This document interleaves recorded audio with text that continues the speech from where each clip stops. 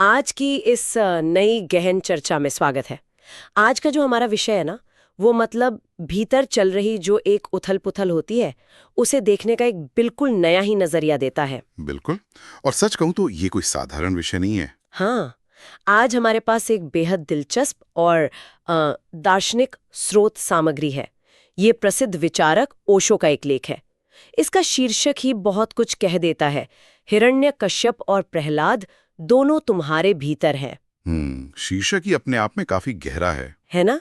और देखिए, इस चर्चा का हमारा मुख्य उद्देश्य कोई पुरानी पौराणिक कथा को मतलब एक इतिहास के पाठ की तरह पढ़ना या दोहराना बिल्कुल नहीं है। हाँ, वो तो हम अक्सर करते ही हैं। कहानियों को बस कहानियां मान लेते हैं। सही कहा। इसके बजाय हम इस कथा का विश्लेषण करने वाले हैं। हम ये समझने की कोशिश करेंगे कि ये कहानियां वास्तव में मानव मन के भीतर जो हर पल एक मनोवैज्ञानिक संघर्ष चल रहा है, उसकी रूपरेखा कैसे हैं। और ये भी स्पष्ट कर दें कि हम यहाँ इस स्रोत में दिए गए विचारों को केवल एक तटस्थ भाव से समझने का प्रयास कर रहे हैं। बिल्कुल, किसी विशेष विचारधारा या पक्ष का समर्थन हम नहीं कर रहे हैं। हमारा काम बस स्रोत में छुपे अर्थ को डिकोड करना है। तो सीधे उस मुख्य समस्या पे आते हैं। हाँ, वही समस्या जिसका सामना हर इंसान करता है, वो है मन के भीतर लगातार चलने वाला एक युद्ध। एक ऐसा युद्ध जो कभी रुकता नहीं है। हाँ, एक तरफ असीम संदेह है, पुरानी मान्यताएं हैं, और दूसरी तरफ कुछ नया सीखने या कह सकते हैं किसी नई बात पर विश्वास करने का एक बहुत ही कोमल भाव है। ये एक ऐसा द्वंद्व है जो किसी न किसी रूप में हर किसी को परेशान करता है। इस स्रोत की सबसे बड़ी खासियत यही है कि यह इस संघर्ष को बहुत ही बुनियादी स्तर पर स्थापित करता है। कैसे? मतलब हम तो अक्सर इसे बाहरी दुनिया की चीज मानते हैं। वही तो। अक्सर ये माना जाता है कि संदेह या नास्तिकता और विश्वास या आस्तिकता ये समाज में रहने वाले दो अलग-अलग तरह के लोगों की विशेषताएं हैं। हाँ, कि वो इंसान नास्तिक है और वो आस्तिक है। बिल्कुल। लेकिन लेख इसे पूरी तरह से नकारता है। ये बहुत मजबूती से स्थापित करता है कि ये लड़ाई बाहर है ही नहीं। तो ये लड़ाई कहाँ है? ये भीतर है। जब भी मन में कोई नया सकारात्मक या कुछ कर गुजरने का एकदम ताजा भाव पैदा होता है, तो जो पहले से मौजूद पुराना और शक्तिशाली संदेह है, वो पुराना संदेह है जो हमारे मन में घर कर चुका होता है। हाँ, वो उसे तुरंत झपट कर पकड़ लेता है। यह एक मनोवैज्ञानिक तनाव है। इंसान जब भी अपनी पुरानी आदतों को छोड़कर कोई नई शुरुआत करना चाहता है, तो उसका अपना ही पुराना मन, उसका अपना ही दिमाग हजारों शंकाएं खड़ी कर देता है। मतलब हमारा ही मन हमारा दुश्मन बन जाता है। एक तरह से हाँ। यही वो मुख्य द्वंद्व है जिसे अक्सर लोग बाहरी दुश्मनी समझ लेते हैं, जबकि ये पूरी तरह से एक आंतरिक प्रक्रिया है। ये नजरिया तो सच में सोचने पे मजबूर कर देता है, क्योंकि जब भी हम होलिका दहन जैसी बहुत ही परिचित कहानी का जिक्र सुनते हैं। हाँ, वो कहानी जो बचपन से सुनते आ रहे हैं। बिल्कुल। जहाँ एक नास्तिक और क्रूर पिता हिरण्यकश्यप है और उसका आस्तिक पुत्र प्रहलाद है, तो इस कहानी को हमेशा अतीत की एक घटना के रूप में देखा जाता है, एक ऐतिहासिक घटना की तरह। हाँ, ऐसा लगता है जैसे ये हजारों साल पहले हुई कोई घटना है जिसका आज के हमारे जीवन से या रोजमर्रा की जिंदगी से कोई लेना देना ही नहीं है। लेकिन ये स्रोत तो इस पूरी धारणा को पलट देता है। वही तो मैं सोच रही थी, अगर ये इतिहास नहीं है तो फिर इसे किस तरह से पढ़ा जाना चाहिए? देखिए, ओशो के इस विश्लेषण के अनुसार पुराणों या प्राचीन कथाओं को इतिहास मान लेना एक बहुत बड़ी भूल है। मतलब वो ऐतिहासिक रिकॉर्ड नहीं है? बिल्कुल नहीं।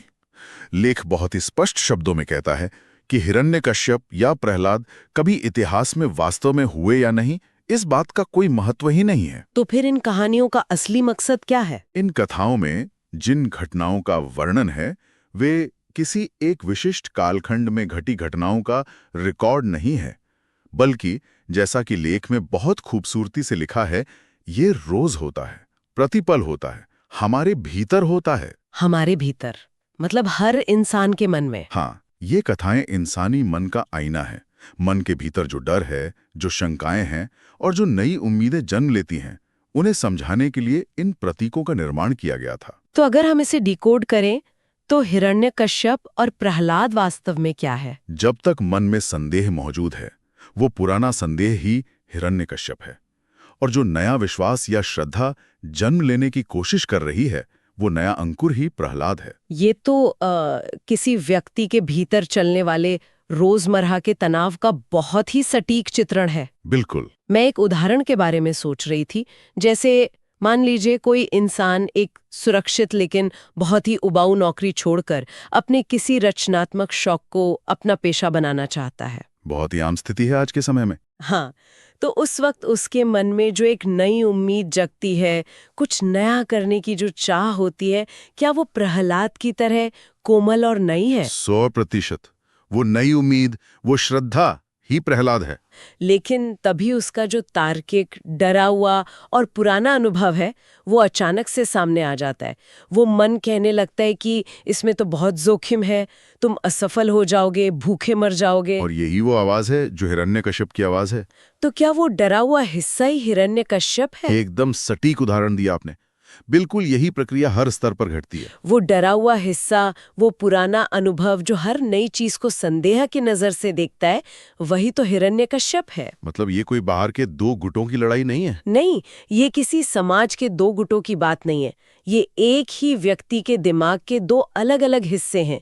जब हम इन कथाओं को इस मनोवैज्ञानिक चश्मे से देखते हैं, तो वे अतीत के दस्तावेज न रहकर वर्तमान के जीवंत सत्य बन जाते हैं। बिल्कुल। ये समझना बहुत जरूरी है कि हर इंसान के भीतर एक ही समय में एक पुराना शासक और एक नया विद्रोही मौजूद होता है। पुराना शासक और नया विद्रोही, बहुत खूब। पर यहाँ स्रोत में एक बहुत ही चौंकाने वाला तथ्य सामने आता है। एक ऐसा विचार जो हमारी सामान्य सोच से बिल्कुल अलग है। आप उस पंक्ति की बात कर रही हैं ना? हाँ, जहाँ स्रोत कहता है कि नास्तिकता आस्तिकता की माँ है, पिता है। ये सच में एक बहुत ही गहरा विचार है। ये सुनकर तो कोई भी हैरान रह जाएगा। सामान्य तौर पर तो यही सिखाया जाता है कि संदेह और श्रद्धा एक दूसरे के कट्टर दुश्मन हैं। बिल्कुल ऐसा ही माना जाता है। जहाँ संदेह है वहाँ श्रद्धा हो ही नहीं सकती। लेकिन ये लेख तो कह रहा है कि संदेह से ही श्रद्धा का जन्म होता है। हाँ, यही इस लेख का सबसे क्रांतिकारी बिंदु है। तो ये अमूर्त विचार कैसे काम करता है? मतलब एक नकारात्मक भाव से एक सकारात्मक भाव कैसे पैदा हो सकता है? इस अमूर्त और थोड़े जटिल दार्शनिक विचार को समझाने के लिए स्रोत में एक बेहद सरल और खूबसूरत उपमा का इस्तेमाल किया गया है। बीज और अंकुर की उपमा? हाँ, बीज और अंकुर की उपमा। अगर इस उपमा को गहराई से समझ लिया जाए तो ये पूरा मनोवैज्ञानिक द्वंद्व सुलझ जाता है। तो इस उपमा को थोड़ा खोलकर बताइए। देखिए, इस उपमा के अनुसार नास्तिकता या जो हमारा संदेह है वो एक बीज की तरह है और आस्तिकता या श्रद्धा उस बीज का अंकुरण है। मतलब बीज से ही अंकुर निकलता है। बिल्कुल। जब तक बीज है तब तक अंकुर नहीं हो सकता। अंकुर को पैदा होने के लिए बीज का होना पहली और सबसे जरूरी शर्त है। तो जो हमारी आम धारणा है कि नास्तिक और आस्तिक घोर विरोधी हैं, ये विश्लेषण उस धारणा को पूरी तरह से खारिज करता है। नास्तिकता और आस्तिकता दुश्मन नहीं है, वे एक ही विकास यात्रा के दो पड़ाव हैं। बीज और अंकुर का ये विचार बहुत ही दृश्यमान है, कल्पना करना आसान है। लेकिन इसका अर्थ ये हुआ कि संदेह कोई ऐसी चीज नहीं है जिसे हमें जबरदस्ती खत्म करना चाहिए। एकदम सही। बल्कि वो एक अनिवार्य कच्चा माल है, एक आधार है। बिल्कुल। नास्तिकता से ही आस्तिकता का जन्म होता है। जैसे बीज के बिना अंकुर की कल्पना नहीं की जा सकती, वैसे ही संदेह के बिना सच्ची श्रद्धा पैदा ही नहीं हो सकती। तो संदेह बुरा नहीं है? नहीं, संदेह वो मजबूत आधार है, वो शुरुआत है जहां से विश्वास की एक सच्ची यात्रा शुरू होती है। जो इंसान कभी किसी चीज पर संदेह नहीं करता, जो बस आंख मूंद कर मान लेता है, हाँ, जो हर बात को बिना परखे मान लेता है, उसकी श्रद्धा बहुत ही कमजोर और सतही होती है। वो कभी भी टूट सकती है। तो सच्चा विश्वास कहाँ से आता है? सच्चा विश्वास उसी के भीतर जन्म लेता है जिसने पहले गहरे संदेह किए हों, जिसने प्रश्नों की एक कठिन जमीन तैयार की हो।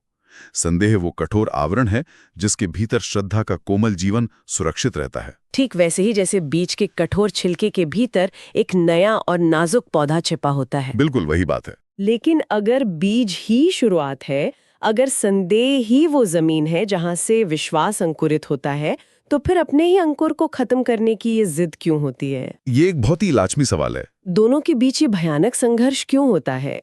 अगर बीज ही अंकुर का पिता है, तो वो अपने ही विस्तार को नष्ट क्यों करना चाहता है? इसमें उसका क्या फायदा है? ये सवाल इस पूरी चर्चा के सबसे गहरे और मार्मिक बिंदु की ओर ले जाता है, और इसका उत्तर केवल एक शब्द में छिपा है। और वो शब्द क्या है? अज्ञानता। अज्ञानता? किसकी अज्ञानता? बीज की अज्ञानता। स्रोत में बहुत ही स्पष्टता से बताया गया है कि बीज को अंकुर के बारे में कुछ भी पता नहीं होता। मतलब उसे अपने ही भविष्य का नहीं पता? हाँ, बीज अपने अज्ञान में संघर्ष करता है। जब बीज के भीतर से अंकुर फूटने लगता है तो बीज को लगता है कि उसकी अपनी सत्ता खतरे में है। उसे लगता है कि वो मर रहा है। बिल्कुल। बीज ने अब तक केवल अपना कठोर रूप देखा है। उसे नहीं पता कि हरा रंग कैसा होता है, पत्तियां क्या होती हैं या फूल कैसे खिलते हैं। क्योंकि उसने तो बस अपना वो कड़क छलका ही देखा है हमेशा। सही कहा। इसीलिए जब अंकुर उसे तोड़कर बाहर निकलने की कोशिश करता है तो बीज खुद को बचाने की पूरी कोशिश करता है।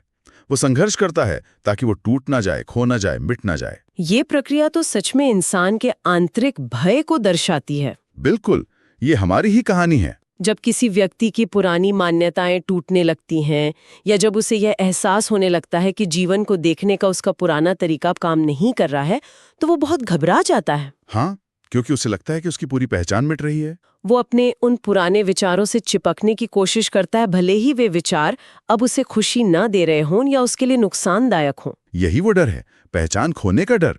तो ये पहचान खोने का डर ही वो असली संघर्ष है। यही वो असली संघर्ष है। बीज वास्तव में अंकुर का विरोधी नहीं है।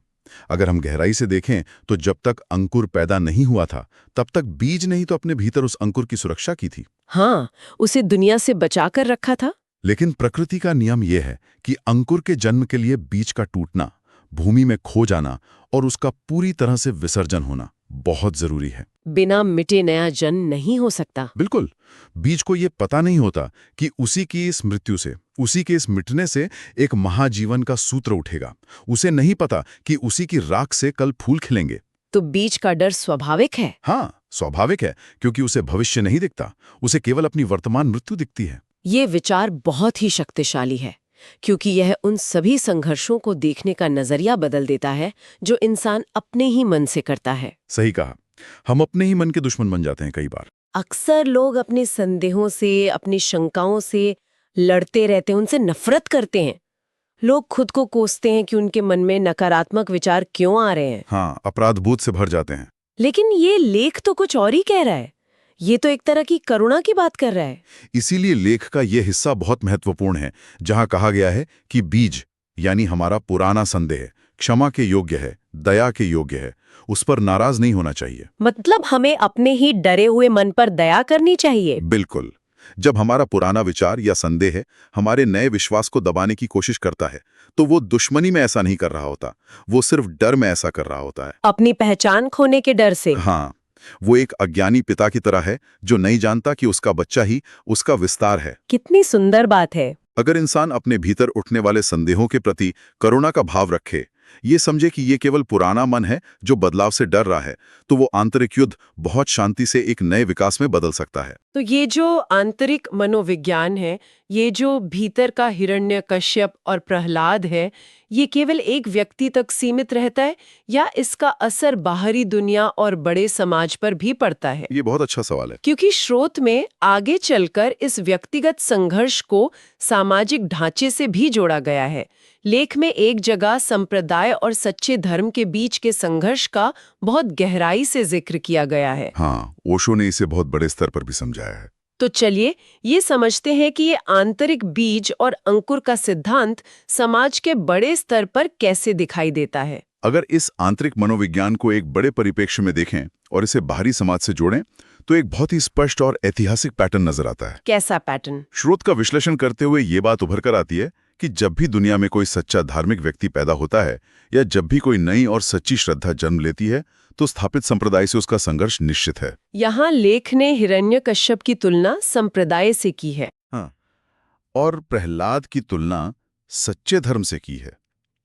समाज के स्तर पर संप्रदाय वही काम करता है जो मन के स्तर पर पुराना संदेह करता है। संप्रदाय और सच्चा धर्म, ये बहुत ही दिलचस्प मोड़ है। अक्सर लोग इन दोनों को एक ही मान लेते हैं। यही तो सबसे बड़ी भूल है। ऐसा माना जाता है कि जो संप्रदाय है वही धर्म है, लेकिन यहाँ इस लेख में दोनों को आमने सामने खड़ा कर दिया गया है, जैसे वे एक दूसरे के विपरीत हों। यहाँ बहुत बड़ा अंतर है जिसे स्रोत स्पष्ट करता है। हिरण्यकश्यप उस संप्रदाय का प्रतीक है जो शक्तिशाली है, प्रतिष्ठित है और जिसके पास सत्ता की सारी ताकत है। मतलब जो व्यवस्था पहले से सेट है। हाँ, संप्रदाय अतीत का प्रतीक है। ये वो व्यवस्था है जो सालों से चली आ रही है, जिसके अपने कठोर नियम हैं, अपनी किताबें हैं और अब वो पूरी तरह से जड़ हो चुकी है। एक ऐसे बीज की तरह जो अंकुरित नहीं होना चाहता। बिल्कुल, संप्रदाय एक ऐसे बीज की तरह है जो अब अंकुरित नहीं होना चाहता, बस अपनी कठोरता को बनाए रखना चाहता है। और दूसरी तरफ प्रहलाद है। दूसरी तरफ प्रहलाद उस सच्चे धर्म का प्रतीक है जो नया नया उगा हुआ कोमल अंकुर है। सच्चा धर्म हमेशा वर्तमान का प्रतीक होता है। वो कमजोर तो दिख सकता है ना? हाँ, वो कमजोर दिख सकता है, उसके पास सत्ता की ताकत या पुरानी परंपराओं का बोझ नहीं होता, लेकिन उसके पास जीवन की ताजगी और प्रत्यक्ष अनुभव की सच्चाई होती है। और यही कारण है कि स्थापित संप्रदाय हमेशा एक नए जीवंत विचार या सच्चे धर्म से डरा रहता है। बिल्कुल। ठीक वैसे ही जैसे बीज अंकुर से डरता है या पुराना मन नए विचार से घबराता है, संप्रदाय को लगता है कि अगर इस नए विचार को स्वीकार कर लिया गया तो उसका पुराना ढांचा और उसकी सत्ता खत्म हो जाएगी। यही अज्ञानता समाज के स्तर पर भी दिखती है। संप्रदाय यानी पुराना स्थापित ढांचा हमेशा नए विचारों, नई श्रद्धा और जीवंत अनुभव को कुचलने की कोशिश करता है। उसे डर लगता है अपनी मौत का। हाँ, संप्रदाय को लगता है कि ये नया अनुभव उसकी सत्ता को मिटा देगा। वो अपनी रक्षा के लिए हर तरह की क्रूरता पर उतर आता है। ठीक उसी तरह जैसे कथा में हिरण्यकश्यप अपने ही पुत्र को मारने की कोशिश करता है। एकदम सही। हिरण्यकश्यप को प्रहलाद से कोई व्यक्तिगत दुश्मनी नहीं है, उसे केवल उस नए सत्य से डर लगता है जो प्रहलाद के भीतर से प्रकट हो रहा है। वो नया सत्य अतीत के साम्राज्य के लिए एक बहुत बड़ा खतरा है। बिल्कुल। लेकिन इस संघर्ष का अंत क्या होता है? अतीत के पास सारे संसाधन हैं, ताकत है, सत्ता है, और वर्तमान केवल एक नाजुक सा अंकुर है। देखने में तो यही लगता है कि अतीत जीत जाएगा। हाँ, ऐसा लगता है कि वर्तमान बहुत आसानी से कुचला जा सकता है, लेकिन स्रोत इस बारे में एक बहुत ही स्पष्ट निष्कर्ष देता है। इस खंड का निष्कर्ष बहुत ही आशावादी और अटल है। लेख स्पष्ट करता है कि भले ही अतीत के पास यानी हिरण्यकश्यप या संप्रदाय के पास सब कुछ हो और वो कितना भी शक्तिशाली क्यों न लगे, अंतिम जीत हमेशा वर्तमान की ही होगी। जीत हमेशा प्रहलाद की होगी। हाँ, क्योंकि एक बहुत ही बुनियादी प्राकृतिक नियम काम कर रहा है। वो नियम क्या है? लेख के शब्दों में वर्तमान जीवंतता है और अतीत मौत है। क्या बात है! अतीत चाहे जितना भी विशाल और डरावना क्यों ना हो, वह एक बीता हुआ कल है, वो मृत है। और वर्तमान चाहे वो कितना भी छोटा और नाजुक अंकुर क्यों ना हो, वह जीवित है। और जीवन में तो हमेशा मृत्यु पर विजय प्राप्त करने की क्षमता होती है। बिल्कुल। एक छोटा सा जीवित अंकुर पत्थर का सीना चीरकर बाहर आ सकता है, क्योंकि पत्थर बड़ा होने के बावजूद मृत है और अंकुर के पास जीवन की ऊर्जा है। ये पूरी चर्चा वाकई मानव मनोविज्ञान और समाज को देखने का एक नया आयाम खोलती है। एक बिल्कुल नया नजरिया देती है। ये उन तमाम चीजों को नए नजरिए से देखने का मौका देती है जिन्हें हम अक्सर नकारात्मक मान लेते हैं। सही कहा। चलिए, अब तक जो कुछ भी हमने इस दार्शनिक स्रोत सामग्री से समझा है, उसके मुख्य निष्कर्षों को एक बार समेट लेते हैं। हाँ, वो जरूरी है। इस पूरे विश्लेषण की सबसे बड़ी सीख ये है कि हमारे मन के भीतर का हिरण्यकश्यप, यानी हमारा संदेह, हमारी शंकाएं और हमारे पुराने जड़ हो चुके विचार, कोई भयानक विलन नहीं है जिनसे हमें नफरत करनी चाहिए या जिनसे भागना चाहिए। वो हमारे शत्रु नहीं है। वे केवल एक अज्ञानी बीज की तरह हैं। उस पुराने मन को पता ही नहीं है कि आगे क्या होने वाला है। वो बस अपनी पुरानी पहचान के मिटने से डरा हुआ है। इसके साथ ही ये समझना भी उतना ही महत्वपूर्ण है कि इस पुराने ढांचे का, इस बीज का टूटना कोई त्रासदी या दुख की बात नहीं है। ये विनाश नहीं है। नहीं, ये विनाश नहीं है, बल्कि एक उत्सव की शुरुआत है। जिस दिन वो पुराना संदेह टूटने का, अपनी कठोरता छोड़ने का और मिट्टी में मिलने का साहस करेगा, उसी दिन भीतर प्रहलाद का जन्म होगा। यानी एक नए, जीवंत और सच्ची श्रद्धा से भरे रूप का। बिल्कुल। ये नास्तिकता से आस्तिकता की ओर जाने की कोई बाहरी यात्रा नहीं है जहां किसी दूसरे इंसान को हराना है। तो ये क्या है? यह अज्ञान से बोध की ओर जाने की एक बहुत ही निजी और आंतरिक प्रक्रिया है, जहां अपने ही पुराने रूप को प्रेमपूर्वक विदा करना है ताकि नया रूप आकार ले सके। बहुत ही सुंदर विचार। तो इस पूरी गहन चर्चा के अंत में हम एक बिल्कुल नए विचार के साथ यहाँ रुकते हैं। एक ऐसा प्रश्न जो इस पूरी स्रोत सामग्री की नींव पर खड़ा तो है, लेकिन सोचने वालों को एक कदम और आगे ले जाता है। वो प्रश्न क्या है? अभी तक हमने समझा कि संदेह वह बीज है जो टूटकर विश्वास के अंकुर को जन्म देता है। लेकिन जरा सोचिए, यदि संदेह किसी भी सच्ची श्रद्धा और समझ के लिए एक अनिवार्य शर्त है, तो फिर उस समाज या उस इंसान का क्या होगा जो ताकत के बल पर हर तरह के संदेह को जड़ से उखाड़ फेंकने की कोशिश करता है? ये एक बहुत ही गंभीर सवाल है। क्या हर तरह के प्रश्न और शंकाओं को दबा देने से वे अनजाने में उस मिट्टी को ही बंजर नहीं कर रहे होते जहां से कभी कोई सच्चा, जीवंत और नया विश्वास पैदा हो सकता था? क्या संदेह रहित मन एक मृत मन नहीं बन जाता? इस पर तो बहुत गहराई से विचार किया जाना चाहिए। बिल्कुल। ये एक ऐसा सवाल है जिस पर गंभीरता से विचार किया जाना चाहिए। आज की चर्चा में बस इतना ही। ज्ञान और विचारों की एक नई परत खोलने के लिए फिर मिलेंगे।